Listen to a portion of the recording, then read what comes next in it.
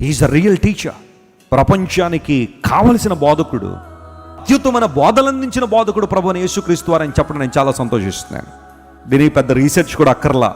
ఎప్పుడైనా ఇంకొక 10,000 సంవత్సరాలు వేసుకోండి, ఒకవేళ దేవుడు గనక ఆ టైంలో ఇంకా తన రాకడ ఆలస్యం చేస్తే, ఎప్పటికైనా సరే ప్రపంచ చరిత్రను మలుపు తిప్పిన బోధకుడు ఎవరైనా ఉన్నారో అని కనుక ప్రశ్నించుకుంటే మొట్టమొదటి ఆన్సర్ రాసేయండి, జీసస్ క్రైస్ట్ అని, యేసు క్రీస్తు ప్రభు అని. ఎందుకంటే ఆయన బోధలో అప్పుడు కాదు ఇప్పుడు కాదు ఎప్పటికైనా ప్రపంచాన్ని ప్రభావితం చేస్తూనే ఉంటాయి. హల్లెలూయా. కారణం ఏంటో తెలుసా? యేసు ప్రభు కేవలం చెప్పి ఊరుకోలేదు, చెప్పిన ప్రతి మాట ఆయన ఏం చేశారు చెప్పండి? నెరవేర్చాడు. నిన్ను వలే నువ్వు పొరుగు వారిని ప్రేమించు అన్నాడు ఆయన. ఆ మాట చెప్పేసే వెళ్ళిపోయాడా లేదా ప్రేమించాడు ఆయన? పొరుగువారంటే ఎవరండి అని అనుకుంటావేమో, మనమే.